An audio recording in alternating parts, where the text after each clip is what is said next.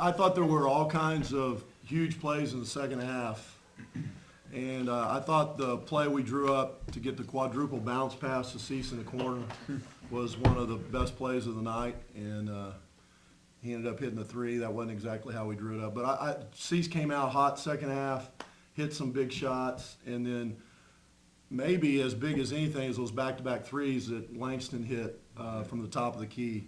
And then you could just throw anybody else in there. Travis Smith hitting free throws, big fella here, ripping it up like he was Mr. Free Throw Champion of the world.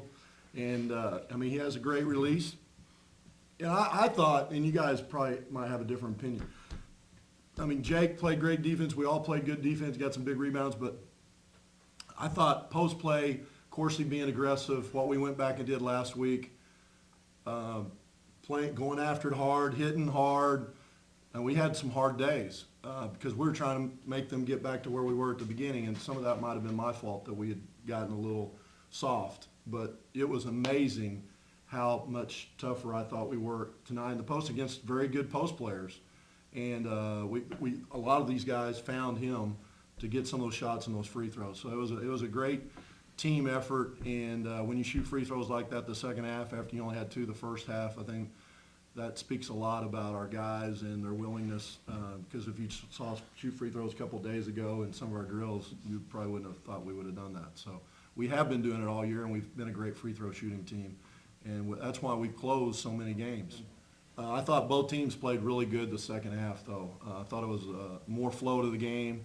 And I didn't really do much other than we just kept trying to find things that would work because they were switching little on big, on ball screens.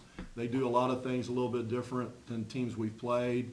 The trapping wasn't so much different, but some of the ball screen stuff they did, and we didn't adjust as quickly as I would have liked. Well, this being my final year, it's awesome to actually be a part of some history finally with the school instead of history of losses. So, you know, I think it just speaks to how our team stuck together and how everybody's gone through a lot of adversity this year. There's a lot of different things, a lot of different parts, and Coach has been able to keep us together and get us to the point that we're at.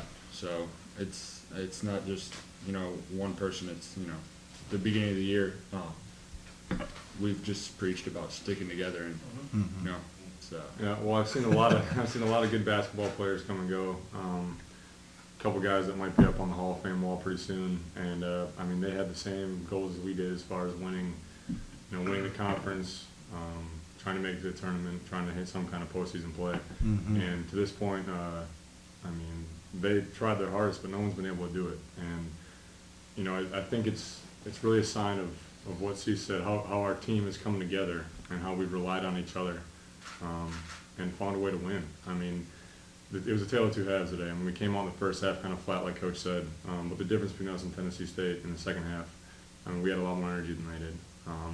I think we really wanted to get that win, and that's a sign of what our team's been doing all season. You know, we've just wanted it a little bit more. The only thing I'd add is, you know, tying the record for the most wins, that's a coronation, not for just our team, but for the university, the administration, athletic director, everybody that wants us to have a good program, that have invested for us to be a good team, including people that bought season tickets, people that were here tonight, just everybody.